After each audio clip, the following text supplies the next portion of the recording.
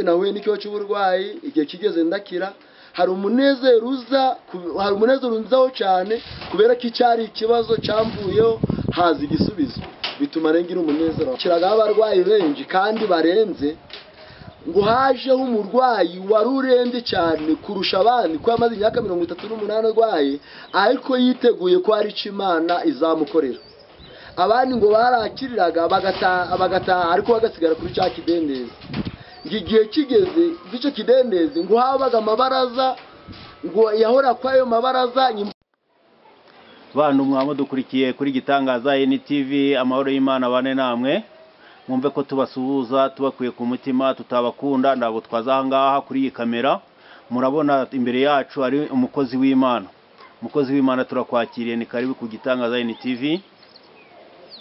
Murakoze cyane komeze mbije Eric ni mazina yanjye urakoze cyane ndi kubona uri mwiza usa na Yesu amakuruzi urakomeye mu murimo w'Imana ndakomeye nta kibazo gihari yego murakomeye cyane nta kibazo rwose umurimo w'Imana urimo uragenda kugenda neza nta kibazo none si ko tuzi uri umuhanuzi kubera iki ari kibazo abantu bibaza kubera iki abakozi b'Imana bakunda kuja gusengera ku misozi uriya ku misozi na Yesu nawe hari ibitangaza ajaga arakora akajana indumwa ku misozi kandi bagasengera ku misozi cyangwa se mu binini kandi bindi bagafashirizwayo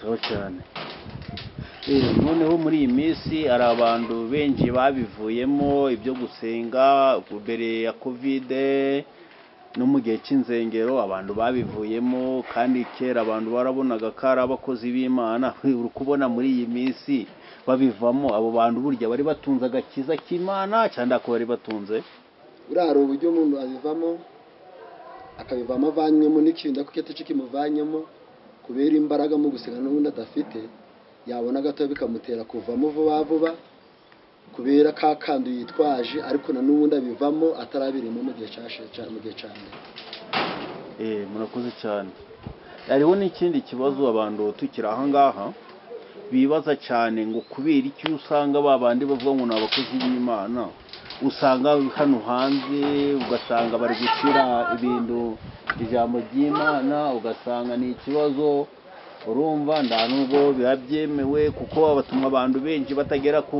murongo w'abakristo bakavata mbese buriya we kwari umuntu ugaragara nk'umukristo ariko hano akaba ari ikibazo ngamwe mwamaze kwakira Yesu mubivuga ibiki abo bantu murabakebura sindi mubakebura ari uburyo twegera bari abantu bakagira imbuto n'ubundi umuntu arangwa n'imbuto afite n'ubundi agasoromwa n'imbuto afite ariko hari uburyo yinjira mu byabira cyangwa se mu bahanuzi agahanura ariko wamushaka imbuto nduzibone bene ngaho turabegera tukabereka ko n'ubundi umuntu arangwa n'imbuto afite kandi izo mbuto ari zo muntu asoroma kwa ngahinduke none muri iyi minsi rero mwaba ari iminsi ya nyuma simbizi urabona abantu niba bigiye kuba ngo kwano abantu bari kusamba n'abantu bari gusinda ugasanga byabaye akarande ng'abakozi b'Imana abo bantu badukurikiye mwabafashe bariya turabegera tukabereka ko n'ubundi ibyo barimo bitari byiza kuko nabirira tubwira ngo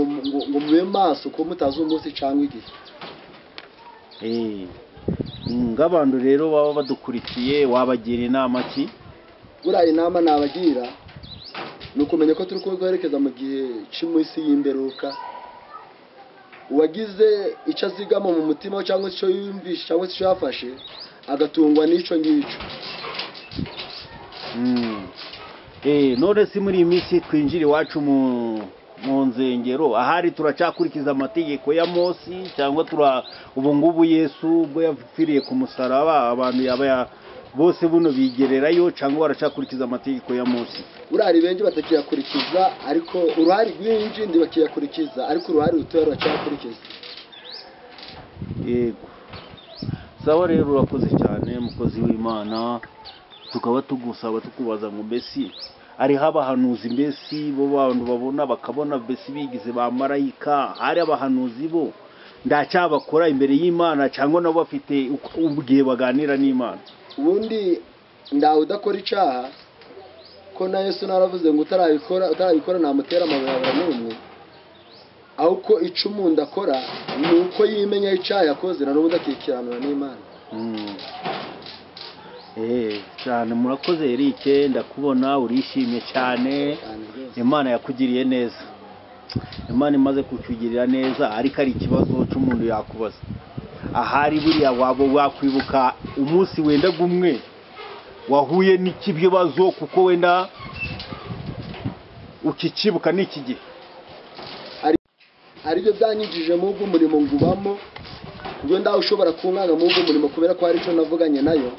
Hari byingi Imana agenda baramo abana abantu batandabarana, ari nazo n'isaha bituma mbagaraga mu bwo murimo ngaguhagararamo cyane, bumva ndaguvamo bitewe yuko hari ibyo Imana agiye inkorera.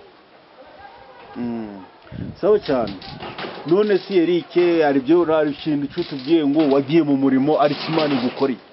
None kari abantu benshi batari binjira mu murimo kandi bameze ngidiye ngo ko wari ufite nawe ufite amaganya ufite agahinda, ariko ngo kuriza kuri iyo musaha Uwiteka yakugiriye neza. None bano bantu wabafasha iki? Kuko ari abantu benshi bagiye kudukurikira, gira icyo ubabwira ubaganirize. Ikintu nababwira muri uyu murimo kuba narawinjiyemo ngabubamo cyane kuko ari byo Imana ngoreye, bo bakaba bakiriyo ngiyo hanze. Iyo ubaye hanze na n'ubundi ndagumenya ibyiza by'ijuru, ariko iyo uvuye hanze ukaza mu buzima ukabana n'Imana neza, ubona ibyiza by'ijuru, ubona imenya amakuru y'ijuru, umenya uburyo wakwifata mu uyu murimo, umenya uburyo wakwirinda ibyakubuza kubana n'Imana. Ngabashikariza amabwira ngo bave iyo ngiyo hanze binjire mu murimo, kubera ko na n'ubundi tutazahembwa n'isi, tuzahembwa n'Imana. Sawa, urakoze. None si Eric, umukozi w'Imana, turagushima cyane kuko rero ari n'abantu duturanye wenda ng'urugero mu nzengeri wacu bagaragara ko ari abakristo, ariko waje kureba ugasanga ubukristo babubonera bari mu rusengero, ariko bagera hanze ugasanga ubukristo baragiye. Ng'umukozi w'Imana, ng'umuhanuzi uvugana n'Imana uko bukeye uko bwije, wagira icyo batangariza kugira ngo nabo bahinduke. Ubundi umuntu uri mu Mana ufite imbuto z'Imana azigaragariza mu rusengero, akazigaragariza no hanze mu baturanyi, na n'ubundi ninaco kigarura abantu bari hanze kubera ko hari imbuto bari kumusoroma hanze. Ngababwira ngo rero icyari cyiza nuko na n'ubundi uri mu Mana, uri mu nzu y'Imana yagaragaza imbuto, yagana mu baturanyi nakagaragaza imbuto nziza, na n'ubundi bagahindurwa na za mbuto bamubonye. Sawa Eri, none inshuti yaje mukozi w'Imana rero buriya ari umunsi wakwibuka wese iyo ugiye no kuryama cyangwa waba uri ng'ahantu, umunsi w'umunezero, umunsi w'umunezero wibuka. Umunsi w'umunezero cyangwa ndabwo wagira umunezero kugeza kuri iyi. Hari umunsi w'umunezero ngira kubera ko ibyo Imana imvugaho birasohora. Umunsi w'umunezero ngira cyane bikomeye, bita binanyibutsa bikomeye cyane muri Bibiliya. Biri ahantu nasomye handitswe muri Yohana bice 5 ku murongo wa mbere, hatwereka umuntu warwakarangira imyaka 38 arwaye.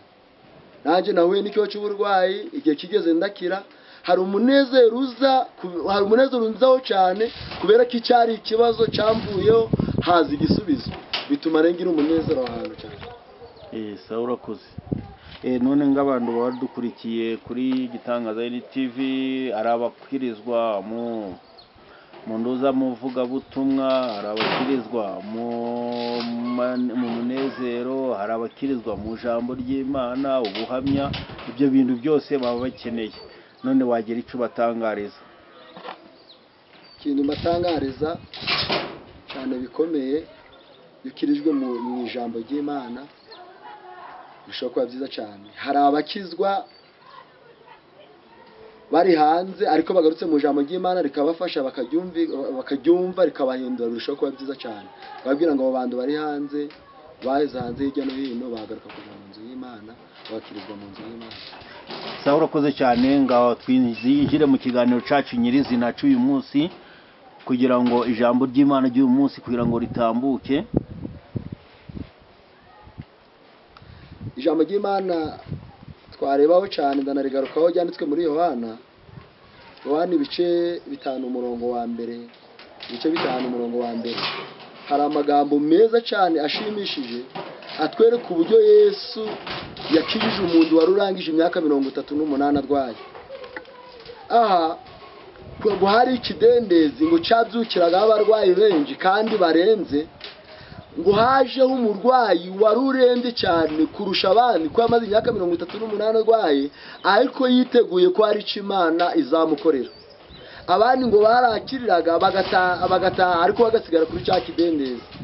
Igihe kigeze icyo kidendezi ngo habaga amabaraza, ngo yahora kwa ayo mabaraza, imvura musanga imbeka musanga ngaho yaravuganye n'Imana, Imana yonyine irimanukira iza kwivuganira nawe.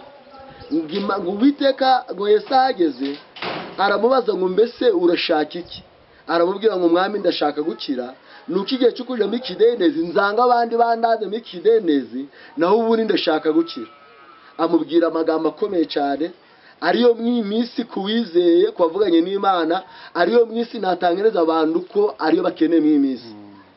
Abanyumva mw'iminsi nigo bakeneye kugira ngo bumvire ijambo, nibamara kuryumva bumve ko watabaye uriya muntu ari kwa cya kidendezi, nabo yabatabara mu bibazo by'uburwayi n'ibibazo bindi babahuye nabyo.